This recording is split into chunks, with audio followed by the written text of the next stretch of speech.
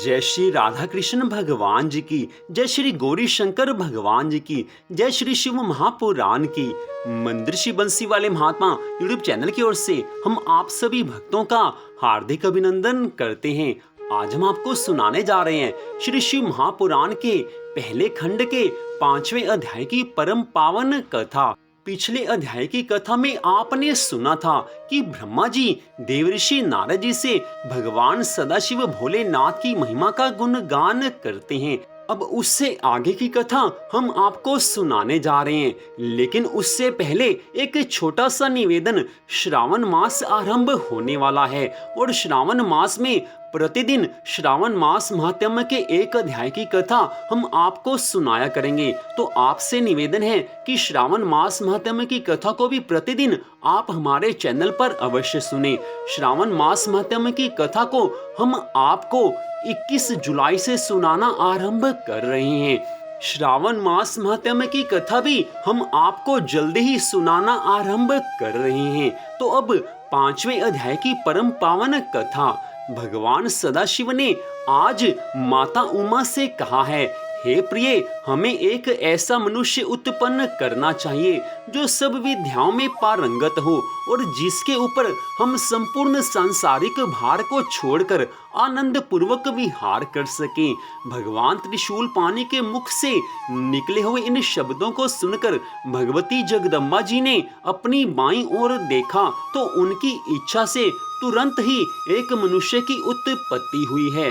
वह मनुष्य अत्यंत स्वरूपवान, कलावान, बुद्धिमान तथा शीलवान था।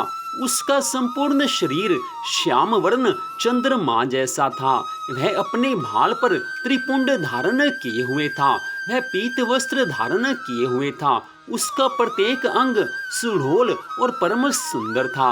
वह संपूर्ण विद्याओं का निधान, महाप्रतापी, सिद्ध रूप तथा पवित्र था। वह उत्पन्न होते ही बारंबार दंडवत करता हुआ भगवान सदाशिव और भगवती उमा के सम्मुख हाथ जोड़कर खड़ा हो गया। उस सुंदर मनुष्य को देखकर उमा सहित उमापति भगवान शिवजी अत्यंत प्रसन्नता को प्राप्त हुए हैं। वह भी इन दोनों को देखकर बहुत ही हर्षित हुआ है। तदुपरांत उसने हाथ जोड़कर इन दोनों की स्तुति तथा प्रशंसा करते हुए प्रार्थना की है, हे पिता एवं हे मातेश्वरी, आप मेरा नाम रखकर मेरे योग्य जो कार्य हो उसे बताइए। यह सुनकर श्री शिवजी भगवान आज कहने लगे हैं, तुम्हारा नाम विष्णु होगा। संपूर्ण सृष्टि में तुम्हारे समान तेजस्वी तथा प्रतापी अन्य कोई भी प्राणी प्रकट नहीं होगा। तुम्हारा यश संपूर्ण संसार में निरंतर फैला रहेगा। संसारी मनुष्य तुम्हें श्री हरि, चतुर्भुज, भगवान, अच्युत आदि अनेक नामों से पुकारेंगे। तुम भक्तों का मनोरथ पूर्ण करने के लिए उत्पन्न किए गए हो। अब तुम्हें यह उचित है कि तुम तपस्या करो, जिससे तुम्हें अधिक तेज और सामर्थ्य की प्राप्ति हो। इतना कहकर भगवान सदाशिव ने विष्णु भगवान को योग विद्या का उपदेश किया है। तब भगवान विष्णु एक स्थान पर बैठकर तपस्या करने में संलग्न हो गए हैं। इससे आगे की कथा का वर्णन करते हुए ब्रह्मा जी आज कहने लगे हैं, हे नारद जी, भगवान विष्णु 12 दिव्य सहस्त्र वर्ष पर्यंत एक ही आसन पर बैठे हुए योग साधन द्वारा भगवान सदाशिव का ध्यान करते रहे, परंतु जब उन्हें तपस्या का कुछ भी फल प्राप्त नहीं हुआ तो उनके हृदय में अत्यंत शोक हुआ है। उसी समय जिस प्रकार वर्षा में बादल गरजते हैं, ठीक उसी प्रकार यह आकाशवाणी हुई है कि हे विष्णु, तुम मन लगाकर फिर से तप करो, क्योंकि हम सुगमता से किसी को दिखाई नहीं देते हैं। इस आकाशवाणी को सुनकर उन्होंने पुनः अत्यंत कठिन तप करना आरंभ किया है। उस कठिन तपस्या के कारण भगवान विष्णु के पवित्र शरीर से इतना पसीना निकला कि उससे एक नदी बह चली। उस अवस्था में बैठे हुए भगवान श्री हरि विष्णु जब मूर्छित हो गए, तब उनका नाम तीनों लोकों में हर नारायण प्रसिद्ध हुआ है। वे इस प्रकार मूर्छित हो गए कि जैसे कोई निद्रा में शयन कर रहा हो। उसी दशा में भगवान सदाशिव की इच्छा से श्री हरि विष्णु भगवान की नाभि से एक कमल की उत्पत्ति हुई है। उस कमल में बहुत सी पंखुड़ियां थीं। वह देखने में बहुत ऊंचा और अत्यंत मनोहर तथा लंबा था। ब्रह्मा जी आगे कथा का वर्णन करते हुए कहने लगे हैं, हे नारद जी, श्री हरि विष्णु भगवान को उत्पन्न करने के पश्चात भगवान सदाशिव ने मुझे अपनी दाहिनी भुजा से उत्पन्न किया है और उसी कमल में बैठा दिया। मेरा रंग लाल था। मेरे 4 मस्तक थे जो चारों दिशाओं की ओर खुल रहे थे। मेरे अन्य सभी अंग श्री हरि विष्णु भगवान के समान ही थे। मैं भी अत्यंत सामर्थ्यवान और तेजस्वी था। उसी समय मैंने यह आकाशवाणी सुनी कि हे पुत्र, तुम्हारे अज, ब्रह्मा, धाता, विधाता, प्रजेश, परमेष्ठी, बहुगर्भ आदि अनेक नाम होंगे, परंतु मैं उस समय यह नहीं जान सका कि मुझे उत्पन्न करने वाला कौन है। हे नारद जी, भगवान सदाशिव की माया तीनों भुवनों को घेरे हुए हैं। वे जो चाहते हैं वही होता है। अस्तु, जब मैं यह नहीं जान सका कि मैं किसके द्वारा उत्पन्न हुआ हूँ और किसका पुत्र हूँ तथा उस कमल के पुष्प की जड़ कहाँ पर है, तब मैंने अपने मन में यह विचार किया है कि जिसके मूल से यह कमल का पुष्प उत्पन्न हुआ है वही मेरा पिता होगा। ऐसा निश्चय करके उस कमल की जड़ को जन्म देने वाले अपने पिता का पता लगाने के लिए मैं उस कमल की डंडे के मार्ग से उस जल के भीतर जा पहुंचा, जिसमें होकर वह कमल नाल ऊपर को निकली हुई थी। यद्यपि मैं उस कमल नाल के सहारे सैकड़ों कोसों तक पानी के भीतर चला गया, परंतु मुझे उसके उद्गम स्थान का कोई भी पता नहीं चल सका। तब मैं निरंतर 100 वर्षों तक प्रयत्न करने के बाद निराश हो जाने के शोक से व्याकुल होकर उसी स्थान पर पुनः लौट आया जहां से नीचे की ओर गया था। जब मैं पुनः ऊपर लौट कर आया तो यह देखकर मेरे आश्चर्य की सीमा नहीं रही कि वहां वह कमल पुष्प कहीं भी दिखाई नहीं देता था जिस पर मैं पहले बैठा हुआ था। इस अद्भुत दृश्य को देखकर मुझे अत्यंत चिंता हुई। तब मैंने इस संपूर्ण सृष्टि के स्वामी से अपनी रक्षा करने की प्रार्थना की है। हे देवऋषि नारद जी, उस समय मुझे चिंता युक्त देखकर आकाशवाणी हुई कि जिसके द्वारा 2 अक्षर प्रकट हुए हैं, उन अक्षरों के सहारे 16 तथा 21 अक्षरों का और ज्ञान हुआ, जिनसे मैं बहुत सी बातों को जान सका। ठीक उसी समय भगवान सदाशिव की इच्छा से उस जल में अचेत होकर पड़े हुए श्री हरि विष्णु भगवान सचेत होकर मेरे समीप आए। वे रतन जटित किरीट आदि को धारण किए हुए थे। उनके शरीर का रंग मेघ के समान श्यामल था। बड़ी सुंदर उनकी मोहिनी मूर्ति थी।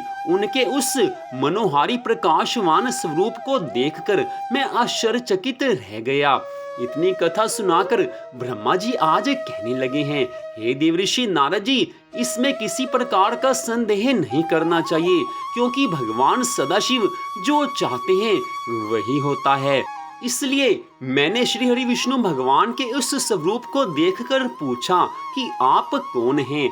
उस समय श्री हरि विष्णु भगवान कहने लगे हैं, हे ब्राह्मण, हम ब्रह्म, अलख, निरंजन, हरि, भूपति, निर्विकार, अचिंत्य तथा सतचित आनंद स्वरूप हैं। हम तुम्हारे पिता हैं और हमारी ही नाभि कमल द्वारा तुम्हारी उत्पत्ति हुई है। अब तुम निर्भय हो जाओ, क्योंकि हम तुम्हारे रक्षक हैं। हमसे ऊपर, हमारे समान अथवा हमसे उत्तम अन्य कोई नहीं है। हम सभी के स्वामी हैं। हे देवऋषि नारद जी, श्री हरि विष्णु भगवान जी ने यह बात अज्ञान अवस्था में ही कही थी कि हम ही उत्तम हैं और हम ही ब्रह्म हैं, क्योंकि वे उस समय शिवजी की माया से अचेत थे।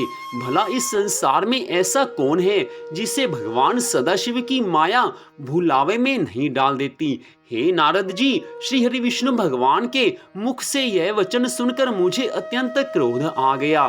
तब मैंने उनसे कहा है, हे श्री हरि विष्णु भगवान, तुम ऐसी असत्य बात मत कहो और कैवल्य भाव का निश्चय रखो। यदि तुम हमें उत्पन्न करने वाले होते तो वेद हमें ब्रह्मा, पितामह, विधाता, परमेष्ठी आदि नामों से नहीं पुकारते। हम स्वयं ही तीनों गुणों को धारण करके संपूर्ण सृष्टि को उत्पन्न करने वाले हैं। अतः तुम्हें हमारे प्रति ऐसा शब्द नहीं कहना चाहिए। मेरी बात को सुनकर श्री हरि विष्णु भगवान कहने लगे हैं, हे ब्रह्मा, तुम्हें ऐसे अज्ञान में पड़ना उचित नहीं है। इस सृष्टि को उत्पन्न करने वाले तुम नहीं हो, बल्कि हम ही हैं। हम ही सब जीवों को उत्पन्न करके उनका पालन करते हैं और प्रलय काल में सबको नष्ट कर देते हैं। हमारे हरि, ईश, अच्युत आदि सर्वोत्तम नाम हैं। हमारी माया के वशीभूत होकर सब लोग अपना ज्ञान भुला बैठते हैं, इसलिए तुम भी ऐसा कह रहे हो। इसमें तुम्हारा कोई दोष नहीं है।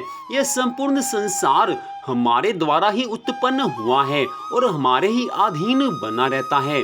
हम ही ने वेदों को बनाया है और तुम्हें नाभि कमल द्वारा उत्पन्न किया है। हमसे अधिक श्रेष्ठ अन्य कोई नहीं है। तुम अपने नामों पर अहंकार मत करो तथा क्रोध को त्याग कर जो वचन कहने योग्य तथा उचित हैं उन्हीं का प्रयोग करो। जिस प्रकार अंधा मनुष्य आंखों की महिमा का, निर्धन मनुष्य धनवान की अवस्था का वर्णन करे, उसी प्रकार वेद ने भी तुम्हारे नामों का वर्णन किया है। यदि तुम हमारा पूजन करोगे तो वह शुभ होगा, अन्यथा हम तुम्हें अपनी शक्ति द्वारा नष्ट कर देंगे। हे देवऋषि नारद जी, श्री हरि विष्णु भगवान के ऐसे वचनों को सुनकर पहले तो मुझे हंसी आई, फिर हृदय में अत्यंत क्रोध हुआ है कि मैं उनका शत्रु बन गया और उनसे कहने लगा, हे श्री हरि विष्णु भगवान, जिस प्रकार गुरु अपने शिष्य को झिड़क कर बुलाता है, उसी प्रकार आप हमें उपदेश क्यों दे रहे हो।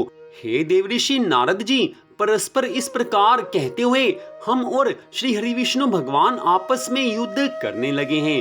भगवान शिव की माया से मोहित होकर हम दोनों ने बहुत समय तक खूब युद्ध किया, क्योंकि हम दोनों ही अपने को संपूर्ण सृष्टि का स्वामी समझते थे। बड़ी सुंदर कथा का वर्णन आज ब्रह्मा जी ने देवऋषि नारद जी से किया है। उधर तो सूत जी महाराज शौनकादिक ऋषियों को ये श्री शिव महापुराण की कथा सुना रहे हैं और इधर ब्रह्मा जी देवऋषि नारद जी को भगवान शिव की महिमा का वर्णन कर रहे हैं। तो यहीं पर श्री शिव महापुराण के पहले खंड के 5वें अध्याय की कथा का विश्राम होता है। मंदिर श्री बंसी वाले महात्मा यूट्यूब चैनल की ओर से इस कथा को आपने सुना। आपसे निवेदन है कि श्रावण मास महात्म्य की कथा को भी आप हमारे चैनल पर अवश्य सुने। श्रावण मास महात्म्य के एक अध्याय की कथा प्रतिदिन हमारे चैनल पर सुनाई जाएगी। तो आज की इस कथा को सुनने के लिए आप सबका हार्दिक धन्यवाद।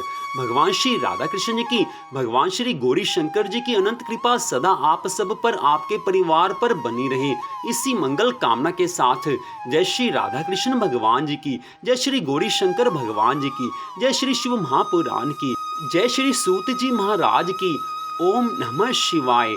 जय जय श्री राधे, जय जय श्री राधे, जय जय श्री राधे श्याम।